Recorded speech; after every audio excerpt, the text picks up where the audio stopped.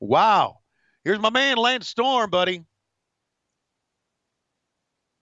Lance Storm was a hell of a performer for WCW. He really, really was. So clearly they cut out a promo or a package or something there, because Right. immediately everybody's out of the ring. And Lance Right. Storm, before he was in WCW, was here as a member of the Triple Threat. But before he had any sort of association like that, when he used to grab the microphone and said, "Can I be serious for a moment?" I thought that always made me pop. The way he would do it, looking serious amongst all this bullshit that was going on around him. there's the member of the Triple Threat I was referencing, Mr. Chris Candido. And here comes the That's main it. event. Look at Oh, that. woo. Wow. Wait, wasn't she in the WWF at this time? Yes, she was, but she had permission from Vince to come along and do this. And a show in Louisiana, during a table spot that went awry, Candido nearly had his ear removed. So he's wearing protective headgear now just to make sure that his floppy ear that's about to come off any minute won't come off here in the middle of the match. But speaking of things that are coming off, here's Sunny. I think about her every time I Skype you. You do?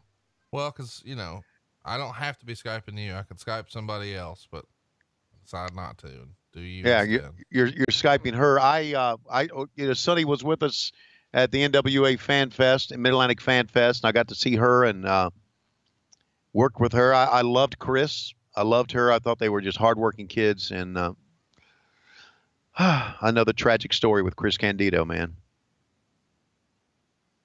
Yeah, it is. It's a little sad, but yeah, man, I loved him as a performer. You know, he was a sawed off, jacked up motherfucker who knew how to work and was entertaining as he wanted to be. And how about this pose? Yeah, he's doing a Steiner thing here, isn't he? He is. Yeah, running around the ring like Rick Steiner. How about that? She's a lot better looking than the Steiner brothers, though. Yeah, well, that doesn't take much. Well, wow. Okay, so now we have seen in this show in the first, how long have we gone? We've gone about 30 minutes here. We have seen Francine, Nicole Bass, and Sonny. Wow. ECW knew how to cater to their audience, did they not? Yes, they were. That's exactly what I was thinking. They absolutely knew what they were doing. Because I'm not so sure I'm seeing many females in the stands here. You know what? Let me correct something we just discussed. All right. She wasn't here on special permission. She had been up until this point. She was fired 2 days prior. Oh, okay. She apparently violated her talent contract that expired in late 2001.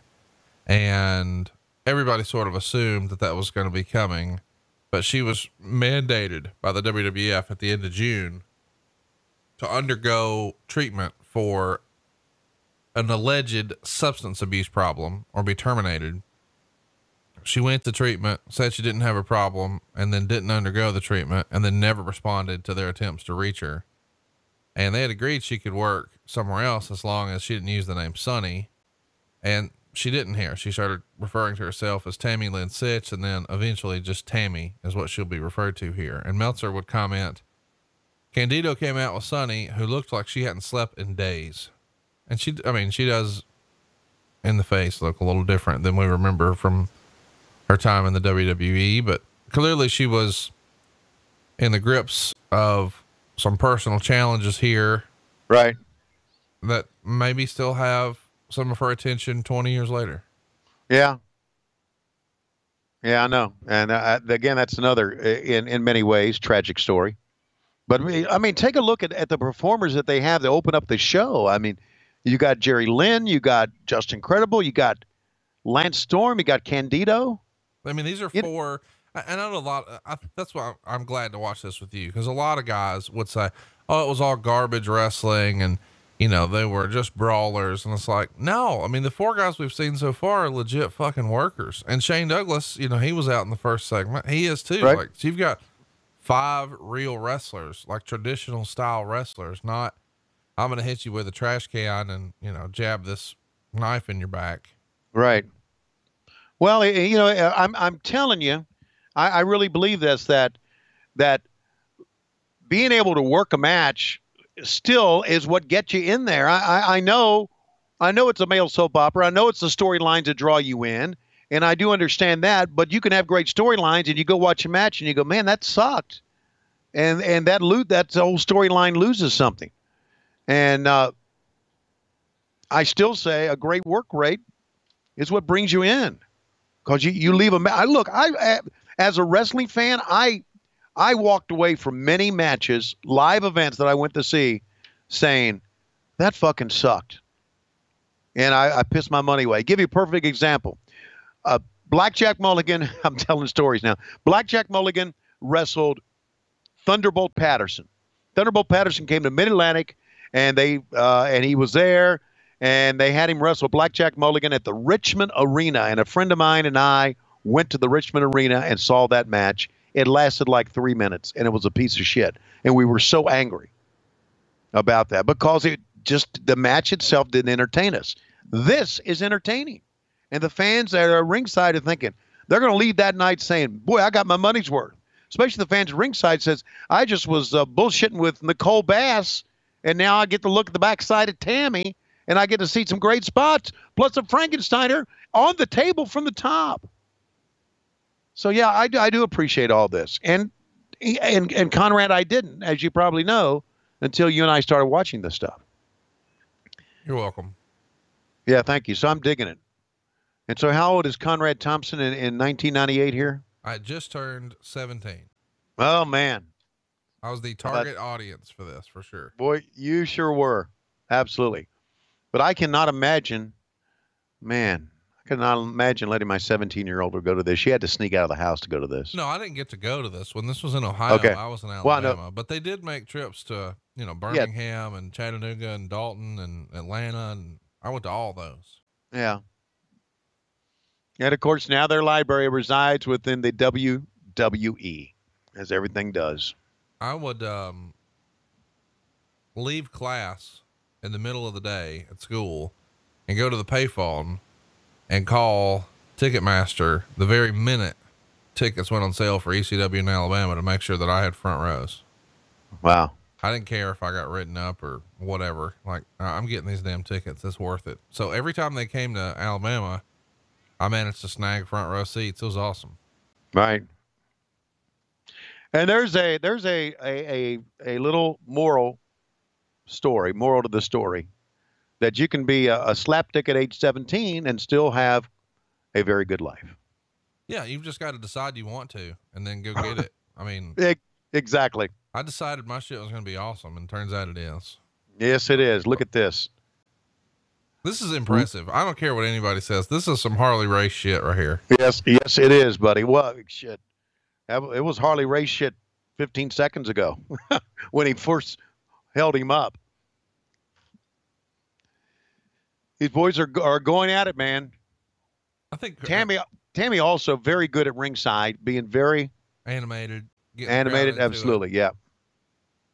When she was on her game, she was outstanding. Jim Cornette is responsible for helping put her in the business, because she was originally just tagging along with Chris, and he saw money in her, and I'm glad he did, because, well, I became a man with her help. I don't want to go into that story, but I can understand why. And wow. Underrated super kick from Lance Storm. Yeah. These are probably two of the most underrated wrestlers around, in my opinion. Yeah. Did you say, was Lance Storm going to be with us in Chicago? Are we going to see him? He was invited very early on, but he made a switch in his podcast life, and I don't know that he'll be there, but I'd love to have him. Yeah. Of course, nobody else in this match is going to be. Obviously. You got a podcast row. Made up of a lot of guys who love the business and are doing their own podcast, including friends of yours, Neil Pruitt, Dave Pinzer, right? And some tremendous, guys like Post Wrestling, John Pollock and Wei Ting, they'll be there, and Marty and Sarah Love Wrestling, they'll be there, and I mean some really fun stuff. The Laps Fan will even be there, and they're, maybe one of the more popular fan-driven podcasts where they've got devout super fans. Well, that's good. Well, then I guess I could go walk down Podcast Row and say hello to a bunch of them. I'd like to do that. Absolutely. Yeah. Because I feel that the only difference between me and them is you were on TV. That's exactly right. I was in, I'm telling you, we've talked about my career before. I was in the right place at the right time. I really was. I was hired by the Crockett's to do baseball and was a wrestling fan. And wow. Suplex to the concrete, not just the floor, the concrete. And Lance Storm getting ready to do a baseball slide, not a dive, but a baseball slide, puts a guy down into his seat in the crowd, and he's not done. Jesus Christ, look at this. Over the top. Wow. You know, ECW. And so Tammy comes in, and what does she do? She puts her hands above her head so everybody can see the package. She knows what she's doing.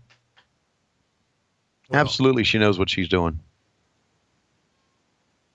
Yeah. You know, they're having a hell of a match here, Tony. Yeah, they are. And you know, I look at this. You know what I'm telling you. I just confirms my love of the business, and I really wish. And I get why Joey Styles left, but I've heard some of his stuff. I really wish Joey was still in the business. I do too. I mean, there's a lot of announcers out there that probably shouldn't be doing it. I may be one right now, but there should be a place for Joey Styles doing play-by-play somewhere. I agree. Yeah. Doing the death walk, man. The zombie walk and ran around the circle. I like great spot. Great fucking spot, buddy. Wow. And I guess the craziness is only going to pick up from here. But we've only seen a few crazy spots here. We haven't seen any chairs come into play here like we saw in the Jerry Lynn match. But they're doing some crazy stuff up top. This stuff is, get your balance there, kid. Wow, superplex from the middle turnbuckle. And then there's a spot, which is so great. Yeah. It's a Murdoch spot. That sure is a Dick Murdoch spot. And also, of course, it is a Three Stooges spot made famous by Curly. And false finish out of that. I got to tell you, I was such a fan of everything in this. You know, as we said, the innovation from Lance Storm, you know, Chris Candido could do a little bit of everything from technical to comedy to high spots. Right. And then Sonny on the outside. Yeah. Yeah. This match had just about a little bit of everything. Wow. Power slammed him out of the top rope. This match, just like our first match, going to get 3 1/4 star. Okay.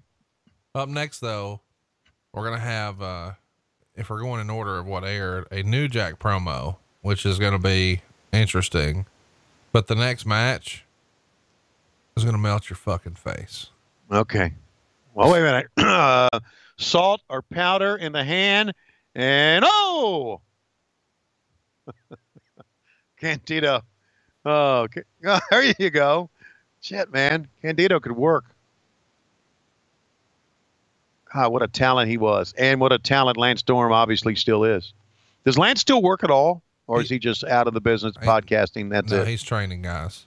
Okay. How about Sonny giving a little rubby? Whoa. Gives a little rubby to where he gets a little chub, and then she throws him on it. Here's little chub. Boom! Right in the head of it on the top turnbuckle. He rolls up But in the process, oh God, ripped off Tammy's top. Okay. So the gimmicks are out, and she's trying to hold the girls in. Oh, she sure is. You think that was on purpose? Yeah, that was the plan spot, and she's checking her nose, see if any leaked out. Okay. And who's that? Is this somebody's come with a jacket? Look, my God, it looks like Big Bubba with a jacket. Watch the finish here, Tony. Look in the ring. Okay. Watch this. All right. I'm sorry. Okay. Look in the. Oh, whoa! Somebody's dead. Lance Storm has to be dead. Top rope powerbomb from the suicide blonde himself, Mr. Chris Candido. Whoa! Unbelievable finish. Yeah. Top rope tombstone finishes the first match. Top rope powerbomb finishes the second match. both with hot valets on the outside. Paul Yeah. Heyman knew how to book, didn't he? Yes, he did. Yes, he did. I wonder if he set up all the matches himself back then. I just wonder. Well, anyway, great, tremendous in many ways, beautiful in many ways. So the next Rolling match is Tanaka and Awesome. Right. You're not ready for that one. Okay. Well, I think I might be. I mean, we saw on the earlier podcasts of what happened when we saw. Okay. Do some commentary here, Tony. Okay. So, all right.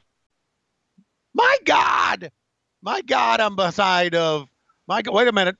Is that Eric Bischoff talking in my ear? Eric, you're on the wrong promotion here, mother.